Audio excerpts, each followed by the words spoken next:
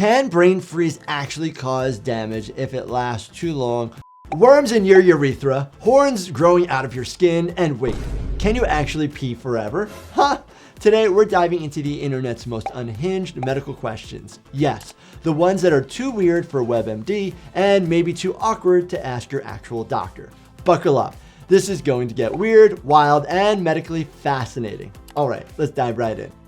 I read about a worm that swims up the urethra and has spikes. How do doctors remove that? It is called candiru, which I don't know if I'm pronouncing that right or not, but the word on the street basically is if you jump in the water, it could swim up your urethra, aka your pee tube, and then kind of latch in on there. Super, super rare, but it does exist. If it does go up the urethra, you need to have it surgically removed. If I slowly drank water indefinitely, could I slowly pee indefinitely? So technically, yes, you're supposed to be drinking water all day long. It's really good for you. It keeps us hydrated. But our kidneys can only process a certain amount of water over a period of time. If I drink a gallon of water in an hour, it's going to overtax my system and it's going to start shifting my electrolytes in a bad way. It's going to dilute out, say, sodium, potassium, chloride, all the kind of simple basic electrolytes that we have. But once you start doing that, there's something called water toxicity, where people actually can go into cardiac arrhythmias and actually cardiac death. Typically, our body can manage about a liter of water an hour. Hey doctor, if someone receives a blood transfusion, then they need to have their DNA taken or tested for whatever reason. Will the donor's DNA identity show up in the test results? Identity theft is not a joke, Jim. So that is a very good, logical question, and the likelihood is no. Well, most of the time, your DNA testing is done by, say, a cheek swab, so cells there, or a tissue swab, or a tissue biopsy, or saliva, but typically not done on like your red blood cells. So what's happening is when somebody gets a blood transfusion, you're separating out the blood components. Somebody actually gets a blood transfusion. What they're probably meaning in general is that they got a packed red blood cell transfusion. I know someone with yellow spots on their breast area. No bruises per se, but yellow spots above and below the nipple. Any idea what that might be? You can have like a bruise that's healing, and at the later stages of its healing, when it's like greenish, it can turn kind of yellow. Then you have this other question where there's specific spots, and that could be a xanthoma, which is basically a collection of fat underneath the tissue, and it's usually related to high cholesterol. So if somebody has familial hypercholesterolemia or their diet is very, very high in cholesterol, you can start having skin deposits. What is a cutaneous horn and how do you treat it? Hold it. This is getting confusing. It is a horn-like growth out of your skin. It's made up mostly of keratin. Keratin, like your fingernails, okay? It's most likely benign, but sometimes these could potentially be cancerous. So when they're removed by a dermatologist, most likely, and usually they're sent off for biopsy to make sure that they are not cancerous. But most people don't like them and they're unsightly, so you can get them removed. What's the best way to treat parasites in the body? Does a glass of kefir with a clove of garlic help against them? Parasites, no, we're not talking about any X that's bothering you, but we're talking about tapeworms, pinworms, roundworms, giardia. These type of creatures are basically parasites. And how do we get them out of our body? Well, we have anti-parasitic medications like albendazole, mebendazole. There's a list of them that we typically use to help eradicate them out of our body. Some are in our GI tract, sometimes they're in our liver. There are sometimes that they go to our brain, all different types of parasites. Clove of garlic, very helpful for your gut and helpful for your body. Probably not strong enough. I have a question. I was diagnosed with autism at the age of 5, but as I grew older, it's become less of a problem. Are there worse conditions to have when you are an adult versus being a kid? So yes, and you're not alone. Autism is a spectrum. Depending on your individual situation, your symptoms, or how you express your process can change over time. Say somebody gets brain injury, a trauma, or a stroke, and there's injury to the brain tissue as you're older, that area of the brain can now be a central area where a seizure can start from, and now you've actually began having seizures at an older age. Another example would be some psychiatric conditions, maybe in your 20s, such as schizophrenia. So you're doing fine, in your single digits and teen years, and then all of a sudden into your 20s, somebody might exhibiting some abnormal behavior, paranoid behavior, having auditory or visual hallucinations, and then they get diagnosed with schizophrenia. So moral of the story, bodies change, medical conditions change. That's why it's really important to check in with your doctor. Why does it hurt so much when I hit the tip of my elbow or pinky toe? Son of a nutcracker! It's because nature is cruel. No, it's because of the anatomy itself. So say your elbow, your funny bone, well, it's actually your ulnar nerve. And the reason why it hurts so bad when you hit that area is because your nerve is pretty much exposed. Now, related to your pinky toe, that pinky toe packs a lot of pain because it's small, it's exposed, it is not as easily moved out of the way, so it does take a lot of hit. And because it's your foot, or say foot and hand, there's a lot of nerve endings to that area, which can cause significant amount of pain when injured.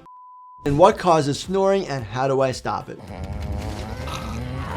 Snoring basically happens because of airflow going over tissue. So if we have excess tissue in our upper airway, maybe we have too much body fat, or anatomically we have really large tonsils, snoring is just a turbulent sound of noise.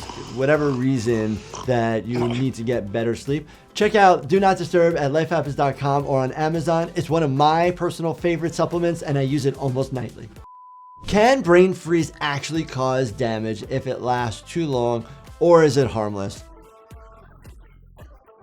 Nope, it feels brutal, but brain freeze does not cause permanent damage. We've all experienced it, that really good ice cream or something really cold in our mouth that we down super fast, and all of a sudden, like the pain, the freeze, the headache, it happens to everybody. It's due to a nerve on the top of the hard palate related to your trigeminal nerve. It's a branch off of that, which is your maxillary nerve, and it's basically called sphenopalatine ganglioneuralgia. Who came up with that? So what happens is, because of the cold, it constricts the blood vessels in that area, sends a signal to the nerve saying, oh, there's pain, and gives you that signal, kind of a wrong signal, but unfortunately that's what ends up happening. So take your thumb and push it to the hard palate and just push up. It'll warm up the nerve and calm the symptoms down a lot faster. Why, when I yawn, do I lose my hearing? Oh, excuse me. As you yawn, it has to do with your eustachian tubes. The tube connecting your middle ear to kind of like your posterior pharynx area, and it has to do with airflow. But when you do that, it can muffle the sound a little bit relating to the tympanic membrane and the basically transfer of sound. So that's why it might be a little muffled or decreased hearing. So sometimes when I don't hear something correctly, I might use that as an excuse that I was yawning. Microplastics are in everything. What's the best way to get rid of them? Oatmeal, that's what I heard. You can't really completely get rid of these microplastics. They're in a lot of things, but things that you can do to minimize them in your life basically is try not to drink out of plastic bottles, use a filter to filter out your water, avoid foods that are in plastic, even like soda bottles. Think about that. We always think about water, but people who drink soda, same thing, they're in a lot of plastic. Why soluble fiber? Why oatmeal? Because it has beta-glucan. And so beta-glucan has been studied and found that it helps with binding and getting rid of these bad plastics and chemicals out of our bodies. Biohacking that I've seen where people are getting their blood filtered to try to get these plastics out. If you're interested in that video, please let me know in the comments. How many blood bags are needed on average during a surgery? We got a bleeder! So many different types of surgeries and so many potential risks for the surgery depending on what's happening. Meaning, if I'm having my gallbladder removed versus my appendix removed versus I'm having my intestines removed, these are all different risk type of surgeries, and depending on the vasculature that's around, you may or may not need blood around. So a surgeon doing the surgery will potentially know what the risk is, but anywhere between 2 and 10 bags of blood, which Each bag is a pint, and we're talking red blood cells. But if you're having a clotting issue, they might have FFP, fresh frozen plasma, or platelets around as well, or cryoprecipitate. There's a lot of different things that could happen. I've heard delivering a baby is equivalent to breaking several bones at once. What's the most painful bone to break or pain a human can experience? Is it childbirth? Childbirth is definitely high on the list. It is up there. What we've seen and what people and patients have said is that nerve pain is awful. Specifically something like trigeminal neuralgia, which is basically facial pain that is just a nerve gone haywire, and the treatment of it, unfortunately, doesn't minimize the pain as much. Other painful experiences that people have: kidney stones. People have a significant amount of pain. Oh, God, it's twins. Big laundry list of things that are extremely painful. We've done a few videos on the most painful medical issues that somebody can experience. I'll put in a link in the description below. What is the most painful thing you've experienced? Let me know in the comments. What is priapism, and is there a way to treat it without going to the doctor? Priapism is a unwanted, unsexually stimulated, prolonged erection. So what can you do? Get to the hospital. It needs to be evaluated. It needs to be evaluated if it is high flow versus low flow. Is it arterial versus a venous problem? Typically after about 4 to 6 hours, that's when things start going bad. If you have, get to the hospital ASAP. It is an emergency. What's the craziest thing you heard a doctor or medical staff say to a patient? Hello, Deputy Chief Wunsch. You've aged. So really interesting. I see my own patients, so the only time I would hear it is like walking by a room. But I've had a staff member basically yelling at a patient to stop throwing their open urine container at them. Like, oh my gosh, there's unique things that general public don't know that happens to staff members at a hospital, and that's one of them. If you ever had a staff member, say something kind of off to you that made you think twice, let me know in the comments. Maybe I'll make a whole video about it. Wow, these are really great questions, really entertaining for me, and hopefully you guys learned something. So as usual, do me a favor, check out this playlist right here, binge watch everything. And as always, make sure you subscribe, turn on your bell notifications, and hit that like button for me. Thank you so much for watching, and stay healthy, my friends.